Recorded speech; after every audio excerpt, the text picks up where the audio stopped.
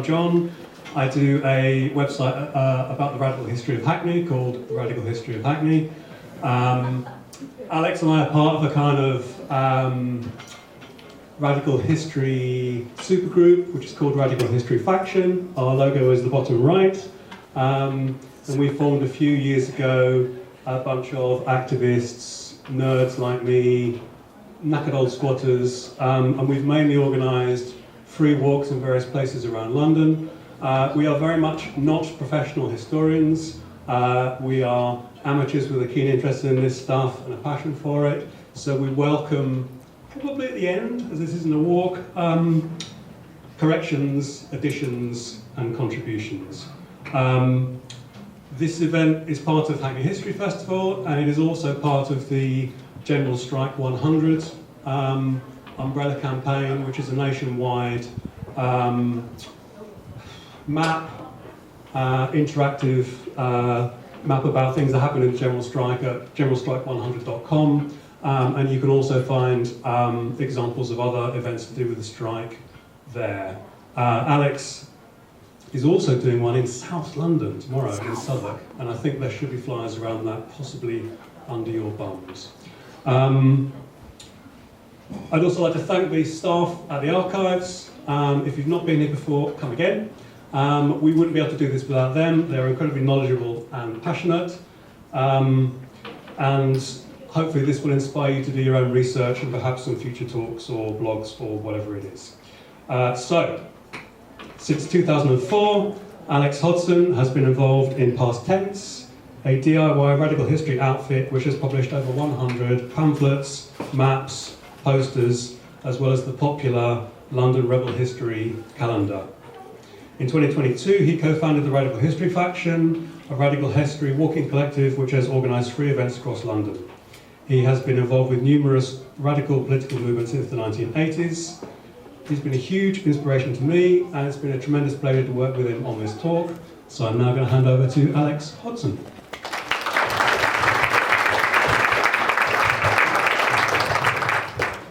Afternoon.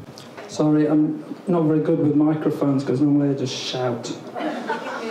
So, General Strike took place 100 years ago this week and next week. So to set a bit of context, the TUC General Council called out hundreds of thousands, over 2 million, up to 6 million, depending on who you believe, workers on strike in May 1926 in support of 1 million miners who had been locked out by the mine owners. The context of that was that coal had been kind of nationalised a little bit during World War I, and then kind of demand for coal had fallen off, and the mines were returned to the ownership of the private mine owners, and they wanted to slash wages, increase the working day, and worsen conditions for miners. Trade unionists all across the country said, hell no, we're going to support the miners, don't let this happen. And plans for a general strike were kind of rumbling around in the 1920s, sort of 1925, 1926. The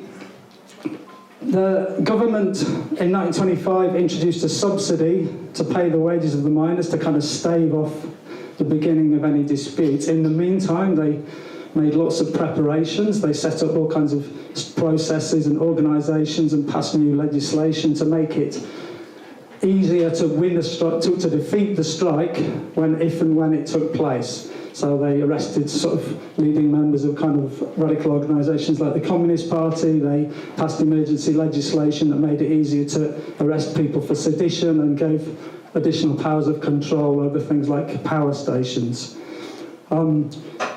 The TUC, in contrast, did not make any preparations at all. So the TUC General Council, the leaders of the big unions, in effect, the last thing they wanted was a general strike. Well, millions of trade unionists were prepared to come out and support the miners, to defend them against this savage sort of worsening pay and worsening conditions.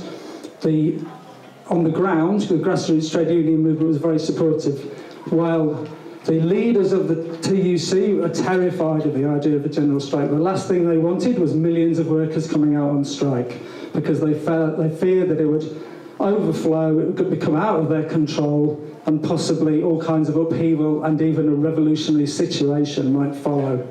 So they, from the start of the process, attempted to put themselves at the head of the general strike in order to restrict it and control it and keep it from moving out of control and overflowing the kind of tight union control, and in effect defeated it before it started, basically. The contrast between the kind of constant wavering and negotiation and kind of cowardice of the big trade union leaders and the magnificent solidarity of millions of workers in coming out on strike in support of other workers is part of the kind of a general theme of the talk.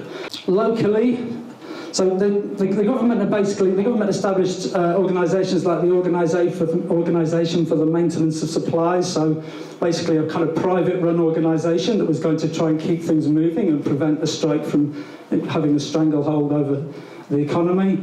Lots of whose members were early fascists. Long before the British Union of Fascists, there was a kind of a couple of small fascist organisations that enthusiastically supported strike breaking. And the government also basically set up processes with local councils in advance to ensure that food supplies would be controlled, that there would be adequate stocks of coal to keep power stations going, and that strike-breaking volunteers could be recruited. As I said, the TUC did virtually nothing. There's a general sense that a general strike was coming, and people on the ground knew it was coming. The TUC did nothing all the time. All the time the coal subsidy was staving off the inevitable declaration of the strike, the TUC made no preparations. When the strike did break out on the 1st of May, after the coal subsidy was ended and the miners were locked out, the TUC did reluctantly enter into the strike, although they were slightly preempted by the printers of the Daily Mail, who refused to print an anti-strike headline, and this was taken as an excuse by the government to end the negotiations, because they actually did want the strike. They wanted the confrontation, they wanted to defeat the trade union movement. On the ground, across the country, the strike was organised in practice by the local trades council, so local committees of trade unionists from various trade unions in the area, usually associated with the local Labour Party, and that was the structure through which the strike was organised at the grassroots in different areas. Well, lots of these trades councils form things called councils of action, which is basically a kind of committee just for this strike, based on the councils of action that have been set up 6-7 years before to try and prevent the British government from invading the new Soviet Union to crush the revolution. So the councils of action became effectively kind of local strike committees, and in some areas there were other strike committees that were just for the local trade unions. The large borough of Hackney that we know now was actually 3 smaller metropolitan boroughs, so the borough of Stoke Newington, broadly in the north, the borough of Hackney through the middle, and then the borough of Shoreditch in the south, closest to the city. Now these are quite different areas in terms of their kind of demographic makeup, the kind of class makeup of the area. So Stoke Newington, kind of more suburban, the kind of, broadly sort of middle class or kind of well-to-do workers, clerks. In the middle, Hackney, which is kind of a bit split between the bits to Stoke Newington were kind of nearer to Stoke Newington, were a bit like Stoke Newington. The bits down nearer to Shoreditch tend to be more kind of working class industrials and factories, people working in factories living there. And Shoreditch was the poorest, had the most working class population, and was in fact controlled by the Labour Party. Now, it wasn't a heavily industrialised, none of them are heavily industrialised areas except for maybe bits of Shoreditch. Like in some parts of the north, the strike was incredibly solid because the whole areas are working class, and that everyone in the area was basically working in industry, and most people are on strike. Parts of the East End, the same. Hackney, all across 3 boroughs, was a little bit split. It was a lot of support for the strike, but then a lot of people who opposed the strike. And the class makeup of the different boroughs also was reflected in the makeup of the councils, and how the local councils responded is again kind of crucial to the history of the strike. Well, the borough of Hackney, the largest, had a moderates, an alliance of moderates, so effectively Tory Liberal coalition. That sounds familiar. who were against the strike. Stoke Newington, they were described as independent councillors, although the Times had just noted shortly before the strike that they were conservative in character. Again, Stoke Newington came out resolutely in support of the government and against the strike. In contrast, Shoreditch was a Labour-controlled borough, and the Shoreditch Borough Council, operating out of the town hall, was still the old town hall on Shoreditch, on the end of Old Street, came out resolutely in favour of the strike, and the strike was in fact organised from the town hall. No, there wasn't a kind of overwhelming dominance of one kind of work. There was lots of people working in small factories, tailoring factories, people working in furniture, some people working in printing, people who were clerks in the city, people sort of clerical workers, a lot of artisans, small workshops. Shoreditch had a lot of people working in on the railways, printers, quite a few people who were sort of in the slums as well, kind of unemployed. This was a time of high unemployment, which I think was partly the climate in which the mine owners felt they could get away with reducing the wages, and partly the climate in which the government felt it could win a strike. There's a lot of people unemployed, a lot of people willing to break a strike because they didn't have work themselves. From the beginning, the government basically set up structures to ensure that the strike was defeated. One thing they did was introduce a lot of soldiers into the area. One interesting thing that I found is this, which is the general strike map. Other side.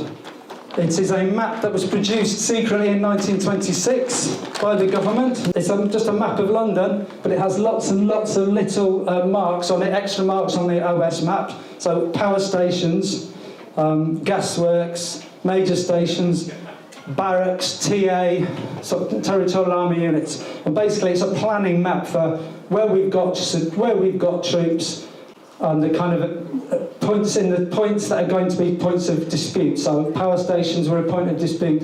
All the sort of transport workers were on strike. So where do we need troops? Where are we going to have to move them from?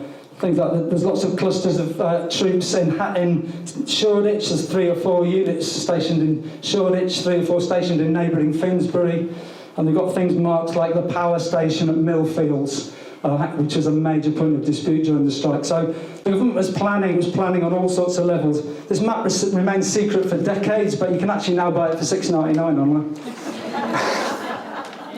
The different councils were coloured in different ways.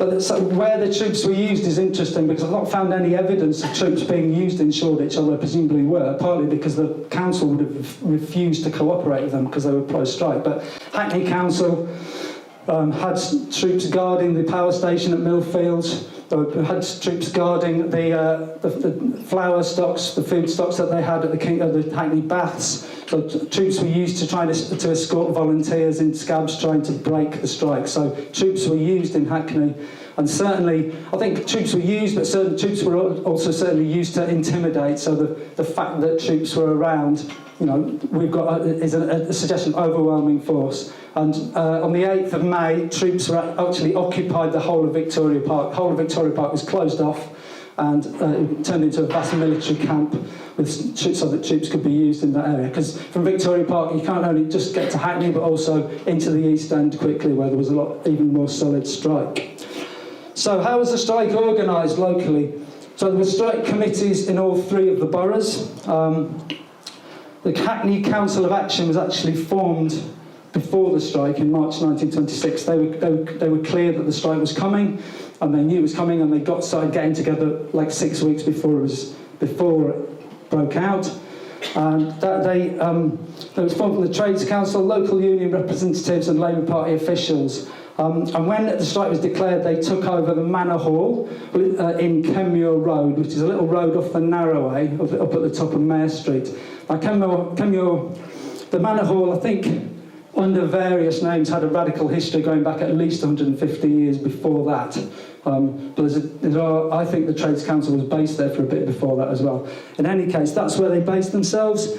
Throughout the strike, the Council of Action basically sat in permanent session in the Manor Hall, day and night from what I can work out, and they became a nerve centre for the strike in the borough of Hackney. So There was people there making decisions where to send pickets, receiving messages from the TUC, from local unions all over the borough, sending out messages, basically people on bikes taking messages to workers in different parts of the borough. For the whole duration of the strike, it was a kind of nerve centre for what was going on. So one of the TUC's plan had been to basically call out only the workers in some of the major big powerful unions, so railwaymen, dockers, steel workers, iron workers, printers, some of the strongest, most organised trades, stopping all the trains running, stopping the trams running, stopping the buses running. All the printers went on strike, so none of the daily newspapers appeared, or if they did, they appeared in very truncated forms, and the docks were paralysed, at least until they got the scabs in. The idea was that the big unions would be able to strike and they'd be able to win the strike quickly. There was a flaw in this plan in that lots and lots of other workers were told not to come out on strike and were told to keep working, which obviously, if you've got a general strike and lots of people on strike and then lots of other people who are ordered not to come out on strike and are basically trying to go to work, then you've got a lot of bitterness and conflict straight away, and this bitterness actually lasted quite a long time. And it was also quite confusing. It's confusing, am I supposed to be on strike or not? There's evidence, not so much in Hackney but in other boroughs, of workers coming out on strike and being told by the Trades Council and Council of Action to go back to work, and this happens repeatedly. There's a factory in Lewisham where they came out on strike 3 times and were told to go back to work 3 times. And it's confusing, it's divisive, and it did cause a lot of kind of division and confusion, which didn't help the organisation of the strike. As noted already, Shoreditch Borough Council was Labour controlled, and so the Labour rooms in the town hall were actually used as the strike headquarters. And the corridors and halls and committee rooms, it says, were crowded with strikers. The large hall, which had been occupied continuously for meetings of strikers, chiefly railwaymen and transport workers.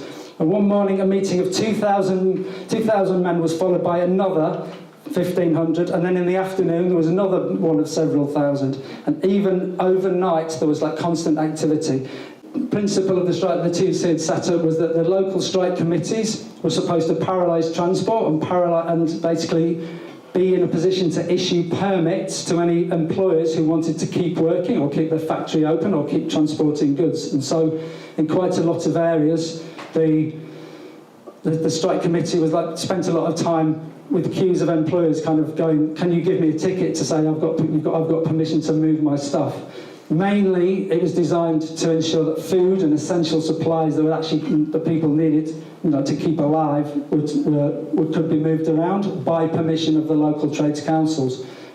Obviously, a lot of employers tried to sneak in other things, claiming it was food when it was in fact not. In Shoreditch, the strike was so institutionalised in the council that the Mayor of Shoreditch, C.E. Taylor, JP, was in fact on strike himself, being a railway worker, and he drew £1 strike pay from the Transport and General Workers Union. Shoreditch actually did get a visit from the police at one point, because I'll come to later, they turned off the power in the borough, and the police visited and paid an intimidating visit to try and get them to turn the power back on. And also the secretary of Hodson branch of Shoreditch Labour Party, Richard Salthouse, was arrested for displaying seditious literature in a shop in Hodson to the effect that army units had mutinied and the police were going on strike. This was a pervasive rumour that went around and was printed in several strike bulletins saying the army's coming out, the army's refusing to come out on the streets it's spreading to the army, it's spreading to the police. Sadly, well, depending on your point of view, this did not happen, but this rumour was going around, and quite a lot of people were arrested for spreading the rumour and sent to prison. Quite a lot of people sent to prison for spreading rumours. The Stoke Newington Trades Council and Labour Party, based at 99 Belgrade Road, which is just off Stoke Newington Road, that became the strike centre. From what I can see, there was almost a continuous set of meetings going on all over Mare Street, almost all day and into the night. Mass meetings, people strikers organising, coming together, people coming just to find out what was going on. So Mare Street, all up and down Kingsland Road was full of mass meetings. And meetings were held in Victoria Park at least until the 8th of May, when it was closed off by the army. And a mass meeting of several thousand strikers was also held in the Alexandra Theatre, which was on Stoke Newington Road at the end of Belgrave Road, so just around the corner from the Labour rooms. So mass meetings weren't just about keeping up morale, it was also people coming to find out what was happening in a time of kind of, when the only kind of media was really controlled by the government. They were basically telling the BBC what to say, and the BBC was basically kind of coming out against the strike. Lots of strikers were kind of struggling to find out what was happening. Lots of people who weren't involved in the strike were actually struggling to find out what was happening. So getting the news around became an important thing. Just a few examples of people who did go on strike. The power station, electrical workers in the power stations were a sort of crucial plank of the TUC's plan. Part of the TUC's plan was basically paralyse the economy by paralysing the power stations, shut down all except absolutely essential power, cut off power to factories, cut off power to transport, prevent things from working. So seizing control of power stations in some way, or preventing them from operating, in each local area became a crucial battleground. In Hackney, the electrical works, the sort of power station, and the neighbouring destructor undertaking, so basically an incinerator, which is basically where Millfields is now, where Millfields waste depot is now. That power station was controlled by the borough locally, and that became like the centre of the dispute. And we can't go into every detail of it, but there's actually a really fascinating story of an attempt to stop the power station from working by the borough engineer and by the electrical trades union and the other unions involved in the power station, and the attempts of the borough engineer to keep the power going. So from the 3rd, 4th of May, the electrical trade union workers in the power station and the sort of National Union of General and Municipal Workers and AU men in the power station were attempting to go on strike, attempting to force the borough engineer to pull the plugs on all the essential supplies. And the borough engineer, who had done quite a bit of preparatory work, given a heads up by the council and the government, he had quietly recruited quite a lot of volunteers, some of whom were trained electricians, although most were not, to basically step in and keep the power station running if the men went on strike. Eventually, there was a bit of a tussle over a couple of nights and mornings where they attempted to physically turn off the power supply, and the borough engineer was able to get troops in and get volunteers and push out some of the leading strikers, and they in fact did keep the power running for all through the strike from then on. Although the borough engineer did complain about the quality of some of the kind of volunteers, he said most of them weren't really up to very much. In other areas, the struggle over electricity was actually a lot more simple. So in Shoreditch, where the Labour Party were in charge, the council basically switched the electricity off themselves. About 2 days into the strike, they decided to shut off all the power to all except essential supplies, so food production and a bit of lighting and to any hospitals, and everything else was turned off. And this did, as I said, got them a visit from the police. It also got them a few deputations of very enraged ratepayers, and that sort of rumbled on a bit after the dispute as well. But they basically tried to fulfil the kind of terms of the TUC plan by shutting the power off themselves. So Stoke Newington didn't have its own power station. It took supplies from a private power station at Brimsdown to a substation in Edwards Lane, which is just behind the old Stoke Newington Town Hall off Church Street. And the men there initially all did go on strike. So on the 4th of May, all the workers from the substation who kind of distributed the power around the borough did come out on strike, and it was actually kept running by a couple of the kind of high-ranking staff and volunteers, and so in fact the power did stay on at Stoke Newington as well. Whereas in Hackney, the strikers in the power station largely stayed out on strike, and the power was kept going by volunteers and naval ratings who were brought in. In Stoke Newington, there seems to have been a bit of a drift back to work under threat of sacking by the council. The strikers actually kind of drifted back to work gradually. So it's said that by the 11th and 12th of May, actually, most people were back at work, although not everybody. So the other people who came out on strike, so a report from the Hackney Gazette from the 7th of May that said, Hackney Borough Council workmen engaged in reconstructing part of Kingsland Road ceased operations at dinner time on Wednesday. It is stated that bloodshed was threatened if they continued to work. So there's lots of stories in the press about intimidation, about groups of workers being intimidated, forced to come out on strike by pickets. I think you have to take a little bit with a pinch of salt, because there's definitely people who claim to have been intimidated who actually wanted to come out on strike and were using the idea of intimidation to kind of cover up. Actually, they just wanted to beat repercussions a little bit by saying, okay, oh yeah, I was forced to come, mate.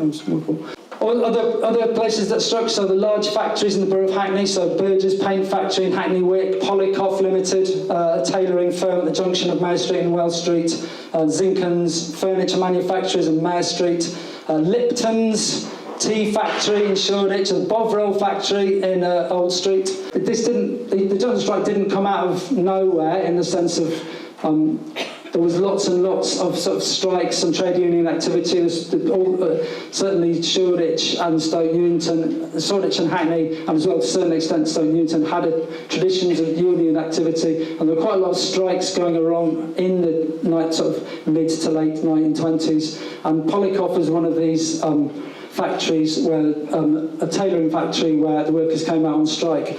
They did come out in the general strike, but I think they came out a few years later, and there was a lot of women workers working in the tailoring industry. A lot of in Polycoffs, they were led by Sarah Wesker, who's a reasonably well-known union activist, communist, strike leader and general firebrand, who brought out several tailoring factories from 1926 to 1930 in the area, in Hackney and also in other parts of the East End. In contrast, so opposing the strikers, you have lots of volunteers. So lots of people that the councils have recruited, or have also been recruited by people like the Organisation for the Maintenance of Supplies, volunteers, basically volunteering to beat the strike, to basically volunteer to do the jobs of people on strike and to try and keep things moving. Stoke Newington and Hackney set up centres for people to recruit people to become volunteers and also to be enrolled as special constables. So in Hackney, the Central Library, which is now Hackney Picture House Cinema,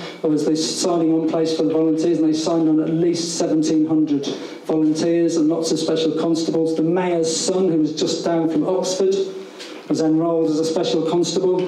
And loads of people like local parsons. Lots and lots of volunteers all across the country tended to be from the upper classes and the middle classes. So students, lots of students who were overwhelmingly posh in those days.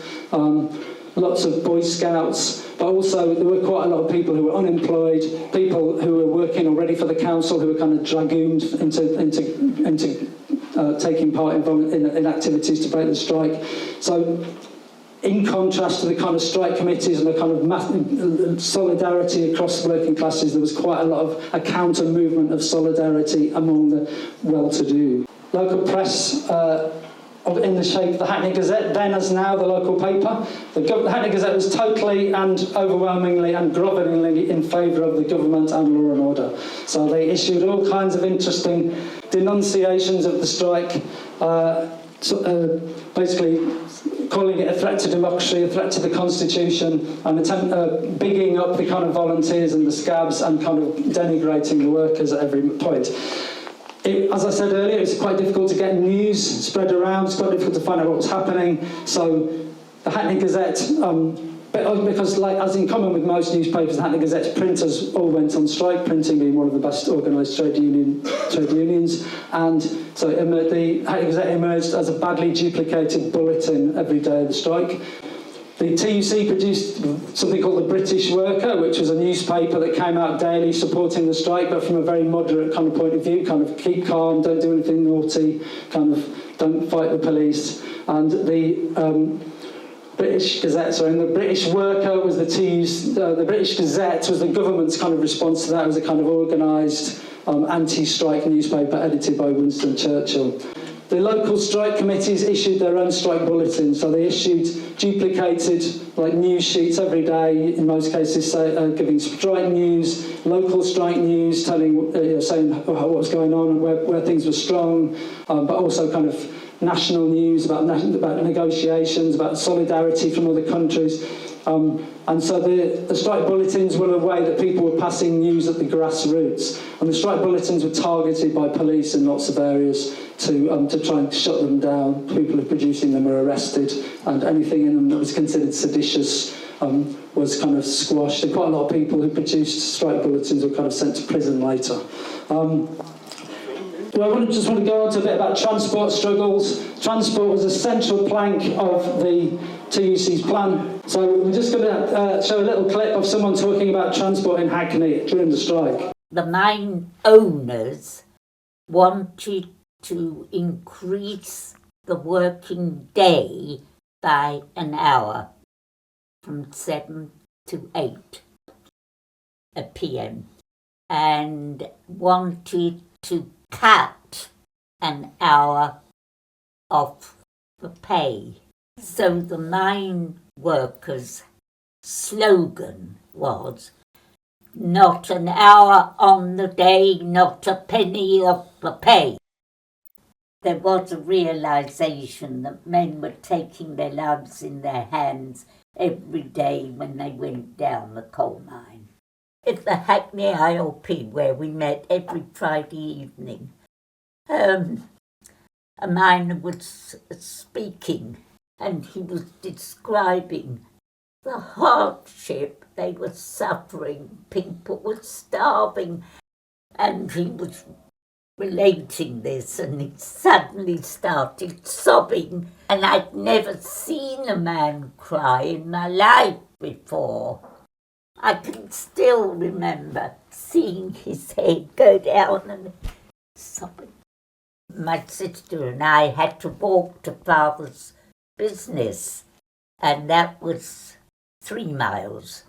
There were no trams running, no buses running. Kingsland Road, where you had to walk anyway to pick up a tram or bus, and you could look in that direction or you could look in that direction, and not a thing was moving. University students were being encouraged to volunteer to drive buses and to drive trams.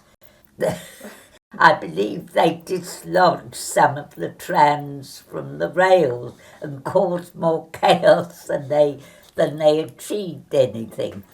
But the university students in those days were considered the strike breakers. Nobody could foresee that the day would come that the university students themselves would be, participating in protest marches and so on. That was Betty Bauer. We should just say Betty Bauer was a socialist peace activist, came from Hackney, who was still marching against war, aged 105, and died I think she died in 2013. She was like 107 or something. She was an extremely long-lived peace activist. Big up Betty Bauer. So, as I said, transport was a major focus. The railway, the trains were mainly on strike. There was a massive attempt to keep the trains from running, massive attempt to keep trams from running, attempt to keep the buses from running. And one focus locally was the tram depot, which is now the bus garage in Mare Street at the bottom of the Narrowway. And the men here had all gone out on strike on the first day of the strike and stayed out throughout the whole strike.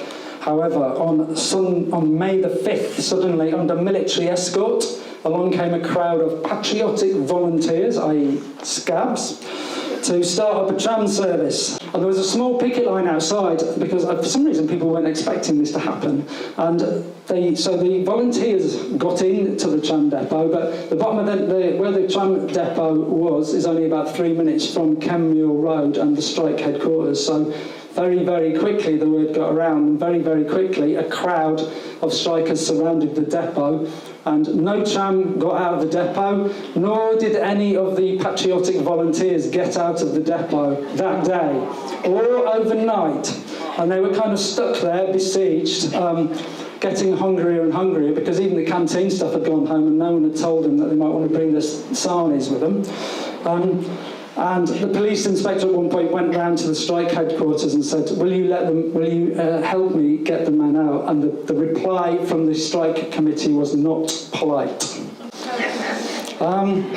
So none of them got out until Thursday morning, and a few did actually escape from the depot on Thursday morning, and they legged it off down Mare Street, pursued by crowds of strikers.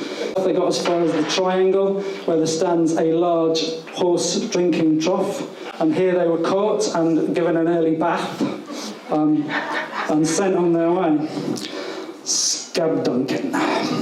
So, elsewhere, all over London, trams were stopped, turned back, couldn't get out of the depots, and in some cases set on fire, smashed up, buses were smashed up and stopped. Organised crowds of strikers and unorganised crowds supporting the strike prevented transport from running in many areas. All the road basically running all the way down from Edmonton, Tottenham, Stokey, all the way Dalston into the city, where the Redburns buses used to run. These buses were also targeted throughout the whole of the 2 weeks. They were pulled at least twice from running because of fears for the safety of the volunteer drivers. So in the Stoke Newington tram. John wanted to take this picture out. He said it wasn't political, and I said, it's a great picture. We've got to keep it in. Basically, people would kind of travel into it, walking to work, cycling to work, all kinds of shysters and kind of private charabanc operators set up kind of basically little services fleecing people trying to go to work. There's all kinds of interesting stories, mostly bigged up by the Hackney Gazette in an attempt to show how things were carrying on as normal, and the British spirit was triumphing over Bolshevism. So things like people roller skating to work, including an elderly man just with his briefcase. North London magistrate AJ Tassell being driven to and from court in a motor car by Miss Woody, the daughter of a brother magistrate. And independently owned buses, and then lots and lots of private cars. So the OMS, the strike-breaking organisation set up by the government, one of their main things was basically co-opting drivers to carry people to work to try and break the strike. In response, strikers expanded their operation to blockading private cars, so there's quite a lot of reports of cars being stopped and people asking them, where are you going, are you a scab? And if so, go home or we'll smash your car up. Now, police response to all this activity was to employ their time-honoured police tradition of battering people quite badly. So there's police violence and baton charges all over the borough. In various parts of Hackney on May the 5th, while in one area you've got the blockade of the tram depot, in Kingsland Road there was a massive battle basically that lasted all day. There's a report from an eyewitness recalling that the whole area of Kingsland Road was a seething mass of frightened but nevertheless belligerent people. The roads and the pavement were jammed, horse vans, lorries and black, meaning scab, transport, were being manhandled. Police were there in force. I had an officer call out, charge the bastards, use everything you've got. And they did. I saw men, women and even youngsters knocked over and knocked out like ninepins. And also, as well as basically employing large numbers of actual police, large number of specials who were drafted into sort of guard public buildings. And lots of people involved in the street battles were arrested on the day for things like obstruction, assault on police, throwing bricks, pebbles and bits of railings sawn into short lengths, which suggests a little bit of pre-planning, at trams, buses, and quite a lot of people were jailed afterwards. A lot of people sent down with hard labour, and a lot of people fined. There was also a lot of fake news spread around. So on Wednesday, which I think is May the 5th, the Gazette reported that police were dispatched to cope with a feared attempt on the Lea Bridge waterworks and reservoirs. What this is, I'm not sure, but there's a very long-standing tradition that Catholics, radicals, subversives and hippies are going to do something to the water supply. So going from the Gordon riots, the Catholics are going to poison the waterworks, or in 1968 in Haight-Ashbury, the hippies are going to dump loads of LSD in the water. So this may be another one of these, something's going to happen, put something in the water. Conspiracy theories, I don't know, I've got to find out more about that. Lots of rumours rife, one claiming there'd been army mutinies, as I said earlier. Also that a striker had been killed by the police in Kingsland Road, or that a policeman had been killed by a striker in Kingsland Road, and people were kind of arrested for actually spreading these rumours and jailed. When we started researching this, there was we tried to look into all kinds of different aspects, and we're still trying to find out lots of information. I mean, one thing that comes out in a lot of the reports is the kind of male-dominated nature of the way that the strike is reported. Obviously, a lot about, the strike was initially organised through very male-dominated unions, the very traditional kind of, railwaymen, printers, in those days almost exclusively male. Obviously there were loads of women workers, the fact that loads of women were working in the factories and the tailoring factories and were on strike at Regos and Polikoffs, which they're going to sing songs about later. There were lots of women strikers, lots of women involved in the crowds, in the street battles, but it is a bit thinner on the ground. It is worth noting that women are reported as being heavily involved in other parts of London, a bit more than Hackney. For instance, in Higham Hill, women from the council estate allegedly blocked the train at the level crossing to try and stop a train from being run. And Camberwell Tram Depot, women were at the forefront of trying to prevent trams from running. We are still looking into lots and lots of aspects of the general strike in Hackney, and there are more examples, but it's an ongoing process. So, despite the scares and the rumours about people drifting back to work, the number of people on strike in the second week was more than on strike in the first week, when all of a sudden, on the 12th of May, the strike ended. The GUC General Council, terrified by the size and support of the strike, terrified by the outbreaks of autonomy, terrified by the street fighting, terrified by the possibility of things getting out of their control. The strike committees, in fact, initially put out statements saying, "We've won!" But the end of the strike, on the Wednesday the 12th of May, people kind of really started to understand what was happening, it was generally a feeling of disbelief. So initially, notices were put up advising strikers, don't pay any attention to this, it's bluff by the BBC, it's a false story, the strike is as solid as ever. And when they realised that the TUC had actually thrown in the towel, there was generally a feeling of, what? Bastards! So, about 2,000 strikers, before they realised, so there was, the Hackney Gazette reported, it was alleged that the miners were going back to work with only a reduction of wages. There were shouts of, "We've won," and cheers, while a section of the crowd began to sing the red flag. So that's in Kenmure Road. About 2,000 strikers, chiefly members of the Transport and General Workers Union, the NUR, National Union of Railwaymen, met in Shoreditch Town Hall under the chairmanship of the Mayor, saying, "We've won a magnificent victory, we've proved our determination and not let the miners down at any cost." Ironically, this was not true. As soon as the truth filtered out, so according to one account, one participant recalled that it was the reaction on the ground from a lot of trade unionists was bloody murder. Everybody's face dropped a mile because they'd all been so enthusiastic. It was really working, and victory seemed to be absolutely on the plate. So although the leaders had capitulated, the trades councils in the end sort of reluctantly ordered people back to work. Strikers were still in a militant mood, so on the evening of the 12th of May, a huge march took place from Kenmure Road down Mare Street and Wells Street to Hackney Wick, and then down to Millfields to the electrical works. And the march was so big they had to hold a meeting at the front and then go back and hold a meeting halfway along because there was too many people for them to possibly hear. And they could see the soldiers kind of scurrying around in the electrical works, putting their tin hats on. And I wonder if they were afraid that the crowd was actually going to storm the power station.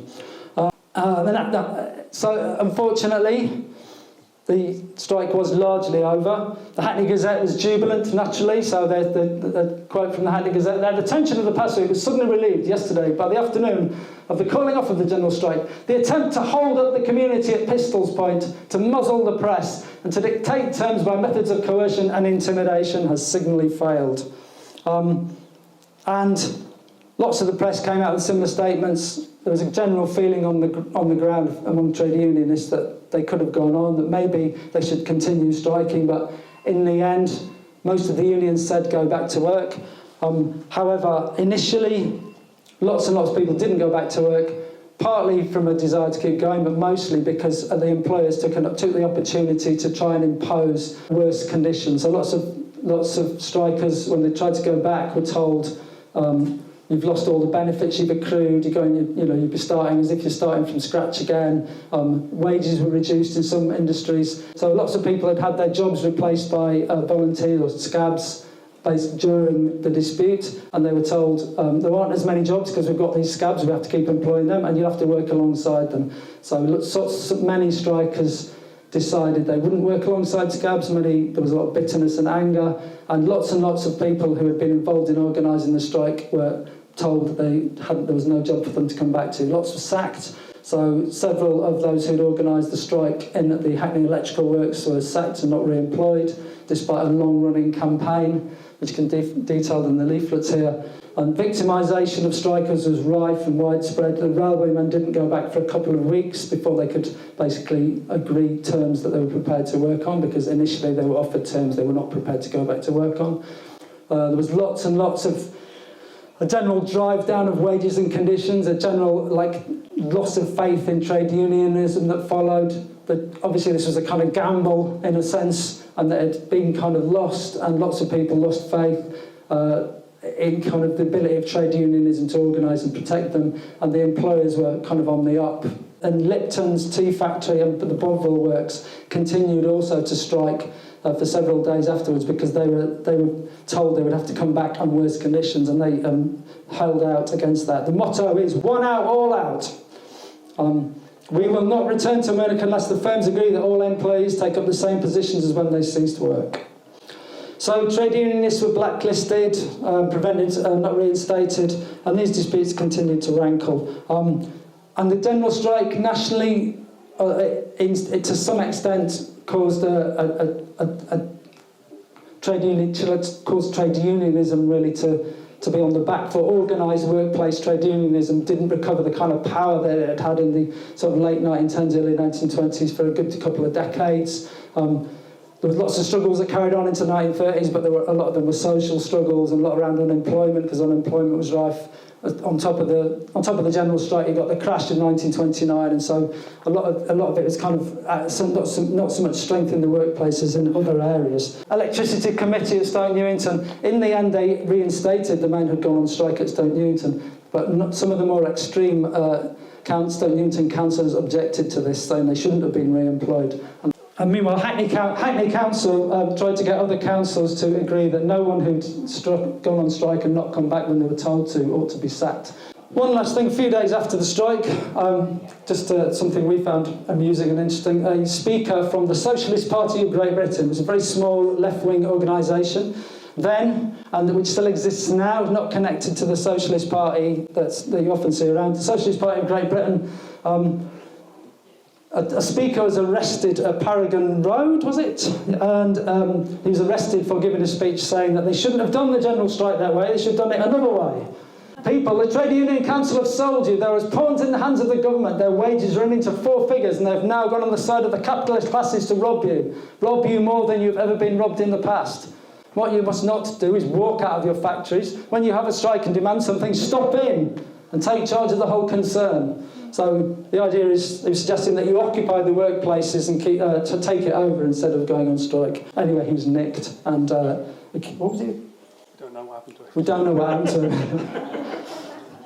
This is the part of just one last thing. Part of the problem is you do a lot of research, and sometimes the story tails off, and you don't know the end of the story. But we are planning to continue to research this, and we may do further events and maybe even a publication about the general strike in Hackney at some point. Just to say that the whole cause of the dispute, the lockout of the miners, continued for another several months. They were finally starved back to work in November 1926 on the wages and conditions that the employers had wanted all along. Despite the catastrophic kind of failing of the TUC to keep the general strike going, the solidarity of trade unionists and working people across the country for the miners was magnificent in that loads and loads of people raised money for the miners and sent it to mining communities. Miners would come and speak in London and go around different areas talking, and there was a huge amount of solidarity and support.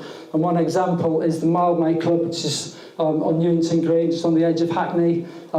This is a benefit, a miners' relief fund raffle held in June 1926 after the end of the strike. A lot of those links and solidarity continued. The strike may have been a defeat, but in a sense, solidarity, working class solidarity remained, and it remains an inspiration. There's a lot of interesting lessons to learn from it. Obviously, trade unionism is very different now. There are differing opinions as to whether it could have won or what conditions would have allowed it to win. We don't think we have time to go into all of that now, but we do have a few copies here of a provocative publication, which we only have 40 copies, so you might have to share one between 3 of you. If you want to come and grab one, we're giving them away free. It's a little provocative look at what actually led to the defeat of the strike, myth and fact. Was it just the TUC bastards selling them out, or were there in fact other factors? Come and get one if you want one. If you can't, you can get in touch with us if you want, and we may print it as a later publication. Thank you, Alex. We have inevitably gone right up to the wire on the timing.